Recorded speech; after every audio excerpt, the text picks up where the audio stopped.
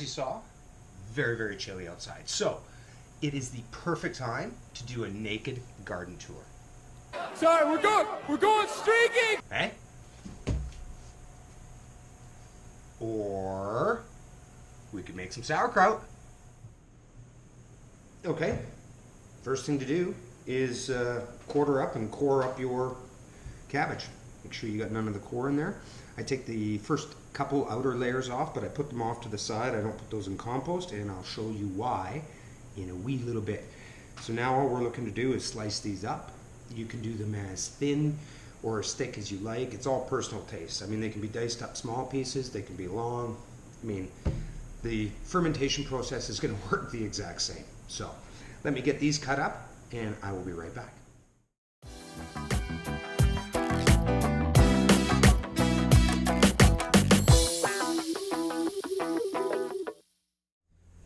Okay guys, so here we go.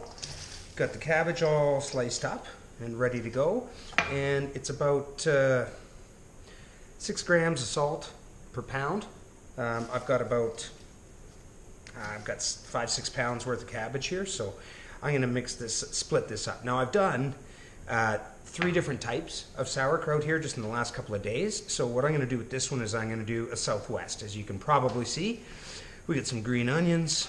Obviously I've got my Himalayan salt, a couple of peppers. We're going to throw in some garlic, cilantro. I'm going to grate up some carrots, and then we're going to add some cumin. So about the only difference between making it this way and just making sauerkraut is you would only use the salt. But whatever, we'll walk you through the whole thing, and I'll be back as soon as I get this stuff prepared. Okay, so as you can see, we've got the salt, half the salt added in, whatever, maybe a little less than half. And then I'm just going to play around a little bit, and we'll throw a bunch of stuff in here. So some green onions and a bunch of cilantro. I know there's certain people out there that don't like cilantro. I mean, heck, there's even certain people out there that don't like vegetables. Can you imagine that? Sitting around a campfire flicking carrots out of your stew? Unbelievable.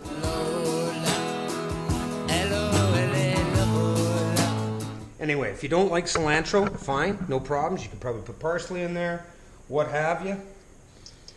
What have you. I mean, this is just, I'm just trying something different. I made 2 other kinds. I'll show you those when I'm all done. But we'll throw some peppers in here, and we'll hit that with some cumin. Cumin, however you want to say it. You know what I'm talking about. Oh yeah, and some garlic. We can't forget that now, can we? Cannot forget the garlic. This already smells like absolutely delish. So I am looking forward to it very much so. So I'm going to put the cilantro in there, and then whatever. Check back with you in a sec. So here we go. So I've got everything in there. So basically what I'm going to do is I'm going to rub this and basically just break it down. We're looking to gently break the cell walls there. That salt's going to pull a bunch of moisture out. I don't even know how the hell I'm holding this. Oops, pardon me. The salt is going to pull a bunch of the moisture out of here, which is going to create a brine that this is going to ferment in after it's all said and done. So if you'll kindly excuse me, I'm going to massage my cabbage for a little bit here. See you in 10 minutes. All right. Here we go. So this is both the bowls. Once they've been massaged, and they're just so much softer, right? So I mean, there's already a ton of moisture in the bottom. So what I'm going to do is we'll get the camera set up, and we're going to get this in the jar. Oh man, that smells so good. So basically, the key with this is that you're not looking to have any air in there whatsoever, or certainly as little as humanly possible. So typically what's been done in the past is they have special little, I don't even know what the heck you'd call it, kraut smasher. I'm just grabbing a rolling pin, and I'm just wondering, hopefully that will show the bottom of that.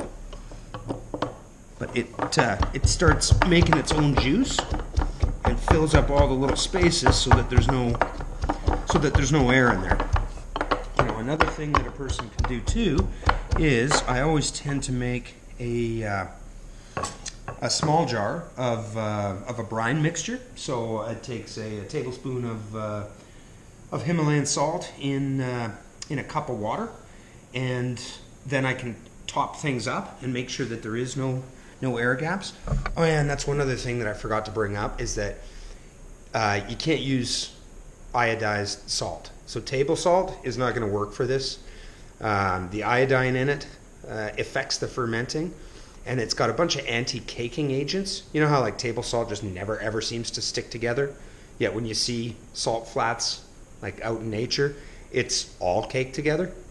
So those additional chemicals that they put in there is not going to help. So I mean, the best thing is sea salts, Himalayan rock salts, anything that's got high mineral content in it and doesn't have anything extra added to it. So I forgot to bring that up earlier, I believe. So anyway, I'm going to go ahead and get this thing all packed in.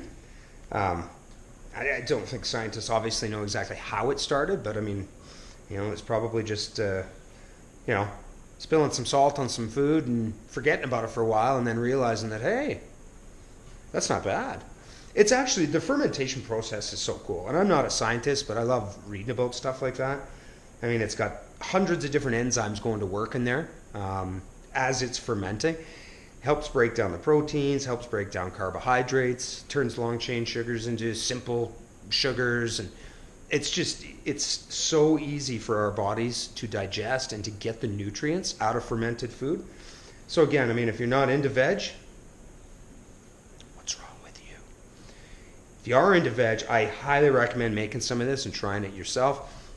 I'm going to get these jars packed, and then I'll show you the 3 different types that I made, and we'll wrap this up. All right. Thanks. Okay. There's 1 jar done. I always try and save some of the cabbage leaves from the outside so I can push it down into here like so. I'll show you a picture of another one here that I do as well, but it gives, I think it might be easier to see with the lighter colored one. But by taking the outer leaves and using them as a cap, you're going to keep all your sauerkraut under the liquid, which is exactly what you want. You do not want air getting at that. And there we go. Another method that I've tried is to take a little plastic bag, sandwich bag, Ziploc bag, whatever you call it, wherever you're from, and put it in and then fill some water in. And that's going to keep the air out. But this is going to gas off. So I'm not going to... Some people close the lid up nice and tight and they'll burp it once a day. Just open it up so that gas can release. I just put the lid on real loose. And then I always put it in like a baking tray type of thing, because it will overflow. And I have had to wipe it out of my drawers and my countertops and stuff like that. So just a word to the wise. Make sure that you don't seal it off while you're leaving it sit on the counter. This is going to end up sitting on the counter for 5 to 7 days. And then to stop the fermentation process, I will tighten up the lid and we'll put it in the fridge. And that will that'll last for 6 months, although there's not a chance that that will stay around in my house for 6 months. So, all right, I'll be back to show you how things look at the end. All right, here we go. So here's the 3 batches that I did. This one here is just pretty standard kraut, white cabbage. I would have got some caraway seed. I think I put a little celery seed in there. And then this one is a garlic dill. So I used a whole bunch of my dry dill, some garlic in there, and then I used the white and the red cabbage. So what you're seeing in there is obviously all that, the pigment from the red cabbage has permeated that. And whatever, that's absolutely chock full of antioxidants. Any dark purple colored fruit or veg is fantastic for that. And then there's the Southwest that we just made. And they all smell fantastic, but oh my goodness, I am absolutely chomping at the bit to try that one out. So, at the end of the day, like I say, you leave them, room temperature, 5 to 7 days. Keep checking it, keep trying it. Take a little bite, have a taste, see what you like. As soon as it gets to a flavor that you like, cap it, put it in the fridge. I mean, it's good for 6 months. It's never going to last that long. Honestly, it's not going to. So, there you go. If you have any comments or questions, leave them in the little box below. If you've never been to my channel before, watch a few more vids before you subscribe. Just make sure I'm the, make sure the style's right for you. And other than that, as a gardening channel, I like raising things. We plant a lot of little seeds, tiny little seedlings, and transplant. We're all careful. Don't go smashing any bells around here. I'm going to be the one cleaning everything up. If you want to get notified about my videos, there's a little bell down there. You can kindly push that like a respectful gardener. You don't got to be smashing things. But there is my take on sauerkraut. So, thanks very much, guys. I appreciate it, and we'll see you on the next one. Bye.